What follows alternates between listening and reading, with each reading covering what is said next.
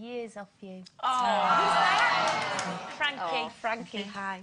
OK, our final guest this lunchtime is one of Britain's greatest musical exports, having sold a whopping 26 million albums around the world. She may have once lost her heart to a Starship Trooper, but thankfully it's just her voice that's out of this world, as she's once again proving on her first CD release in 5 years, called Symphony.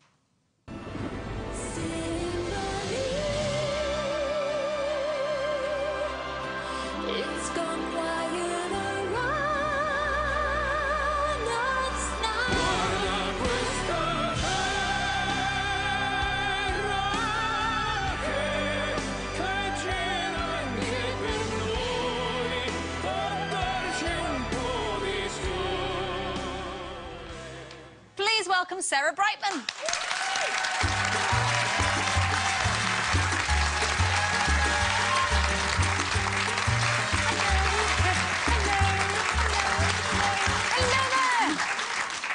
Looking like a slim, sexy beast. You do. You look lovely. You as well. I mean, lovely ladies with lovely faces. It's nice to be here. Bodies are a bit of a worry. Now, do you have to work at this, or are you blessed naturally? In which case, get off. I have to keep an eye on it. Do you? Definitely, and definitely as I'm getting older, more and more and more. And so it's actually quite hard because, you know, when I'm running around, you know, because I live in America as well and go around the world, you're always sort of grab food eating. On the go. Yes, and of course then lots of carbohydrates and all the things we're not meant to eat. And what about stress-related eating? Do you find you eat more when you're stressed, or...? It depends what kind of stress it is. Normally, if I'm performing, I don't eat a lot, but if I'm on, you know, because you're just nervous energy. That's right, and it sits in for singers especially, it sits in a bad place in the stomach. Oh, it always sat in a good space for me. Had a big fat meal before I went on. It was brilliant. Got me through it. Really, I know. See, this is the thing with performance. It's everybody's unique and different in that respect. But when I'm doing promotion and I'm doing lots of interviews and things, I actually eat a lot because you're in dressing rooms and people give you nice sort of presents and things and nice chocolate foods and so it's well looked after. Do you think you have a good relationship with food, Sarah, or do you use it to comfort eat and sort of drown your sorrows in? I have a great relationship with food, but that doesn't mean I'm always doing the right thing. Yeah.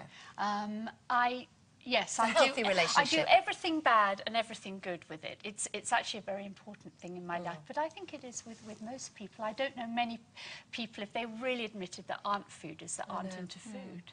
Yeah. You look absolutely stunning in that video that we saw there, and on the cover of the new CD. And in real life. And in real. Thank you. And we were talking. Yes, I'm blonde there. Yeah, we were talking. Is that hair pieces or did you? No, I had hair pieces, hair extensions put in, and actually it was wonderful because I always dreamed of being blonde, and because I am so dark, I was never able to do it. And when I was younger, I actually sort of tried to make my hair blonde and had made terrible mistakes with it. You had a hair disaster. Complete hair disaster. And it was done by myself. So this was a wonderful opportunity to actually go blonde for a while, which I love. Is this a different type of sound for you? Is it a sort of a darker quality? It does. I mean, I took a long time to make the album, and it was interesting because I did it over 5 years, and my whole sort of ideas about music and what I wanted to do for it completely changed within that time. From what to what? Well, it started off, I had a sort of very utopian, sort of fluid, very classical sound, more what I had been known to do from the past.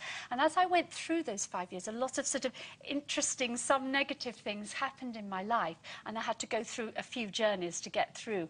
And so I started listening to darker music, reading darker texts, as you do if you go through anything sort of melancholy, and ended up with actually a much more gothic type album, and it has more edge and it's much more interesting. Why 5 years? Why did it take you 5 years? She's lazy. Well, I'm that as well.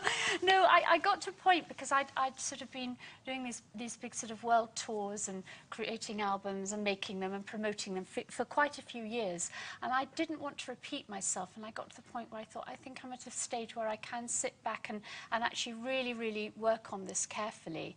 And it was great, actually, because it gave me opportunities to go all over the world. I did Live Earth, I did the Princess Diana thing, I did lots of charity concerts. And I did things like I came to England and did just the two of us, and things I hadn't been able to do before, and it just made my spirit better. It was a better place to be. Could you ever have imagined when you sort of started out, we first knew you sort of for the, you know, Lost My Heart to Starship Trooper and Hot Gossip and things. Did you know then that this is where you wanted to end up? Or is this journey that you've had in your career taken you on a completely different path than you ever imagined? Some of it has. I sort of knew the basis of where I wanted to go. You were a gifted child, weren't you? Yes, I was.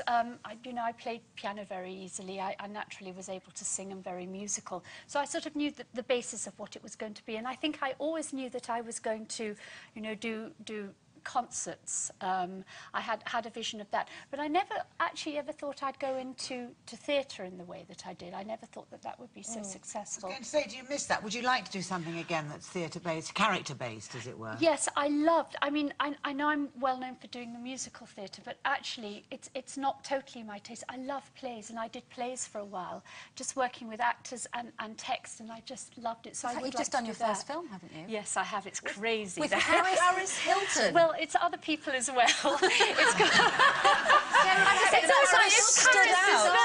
But actually, I did a few scenes with her, but it also has people like Paul Savino in it, who we know from The Sopranos, and Anthony Head's in it, and Alexa Vega, who's a wonderful child star, who's sort of now becoming older.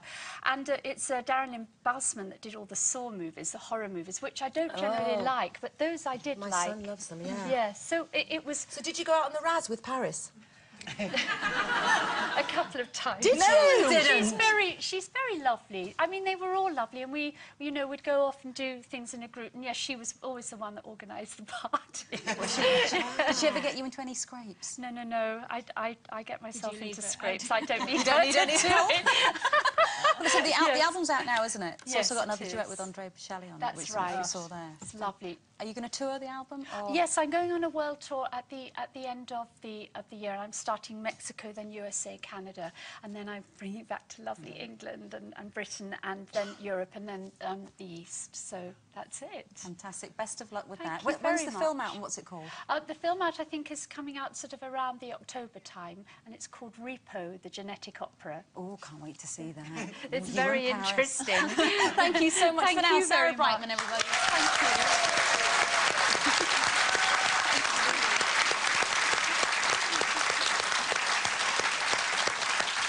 That's your lot from Sarah and us, of course, but do make sure you don't miss us tomorrow at 12:30 as Nancy DeLolio spills the beans on her turbulent life. Have a good Monday.